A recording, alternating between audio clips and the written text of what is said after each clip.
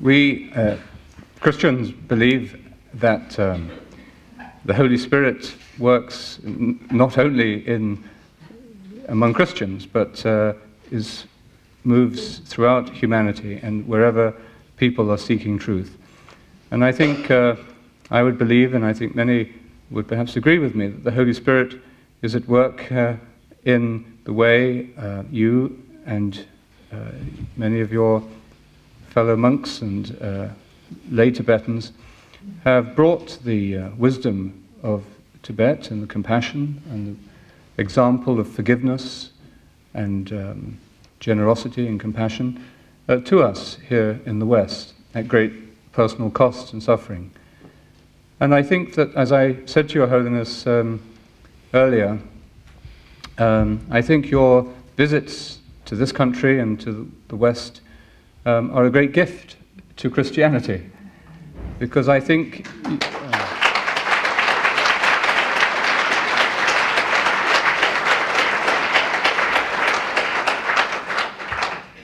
you enable people in the West who have lost this love of true religion and have lost this spiritual fervor or this zeal or this determination for spiritual growth. You enable many people in the West to understand religion in a new light and in a new way. And I wondered if you could help us to understand why is it that in the modern world, that with the fact that we have more leisure, more time, better health, we have better facilities to live, more affluence, why is it that we have lost this sense of true religion and spiritual practice? His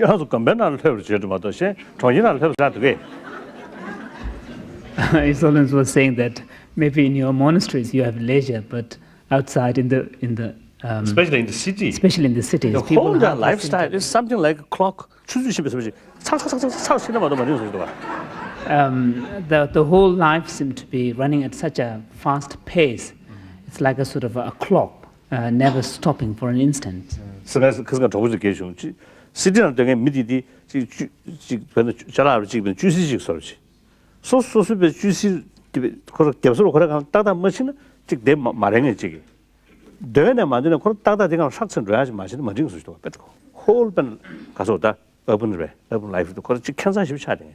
In fact, just a few days ago, I made this comment to a friend of mine that if you look at the life in an urban community, it seems as if every aspect of your life has to be so precise, like a nail, like a screw that has to fit exactly in the hole.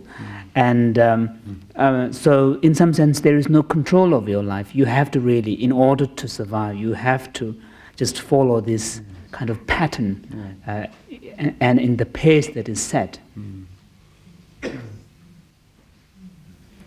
What would you say, Your Holiness, to the remark that I hear many times speaking about meditation, when people say, I would like to meditate, but I am too busy?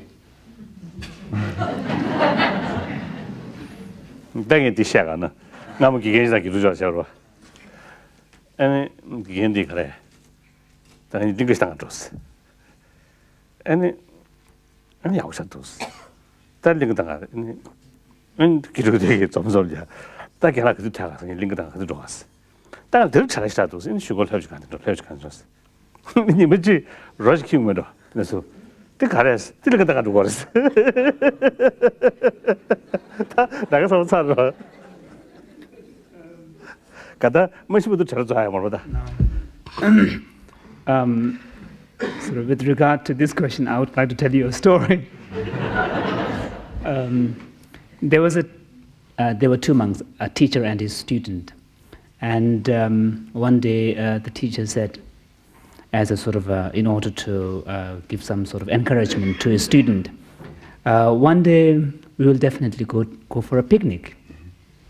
And so the teacher said this, and then after a few days it was forgotten. And then the student reminded the teacher, "Oh, teacher, when are we going to go to this picnic?" And teacher said, "Oh, I'm far too busy, maybe sometime in the future." And then, a long time passed, no picnic. And then again the student reminded him, "When are we going to go to this famous picnic?" And the teacher said, "Not now, I'm far too busy, And then one day,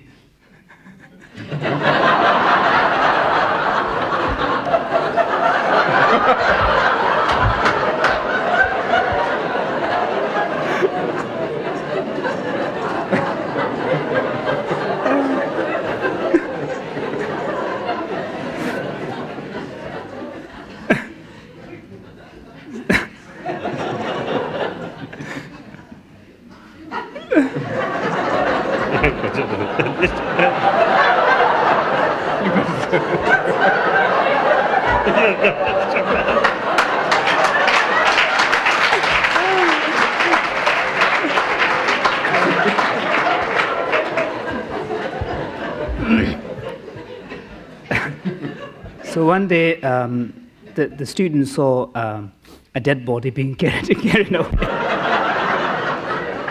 And the teacher asked him, "What is happening?" And the student said, "Well, that poor man is going to picnic."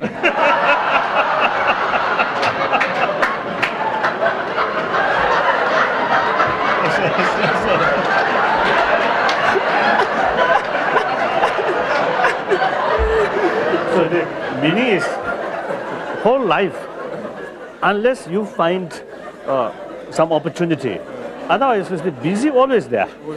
Yes, till death. So that's the meaning. So the point is that in your life, unless you make specific time for something that you feel committed, there's always something to do, and the things to do will never really end.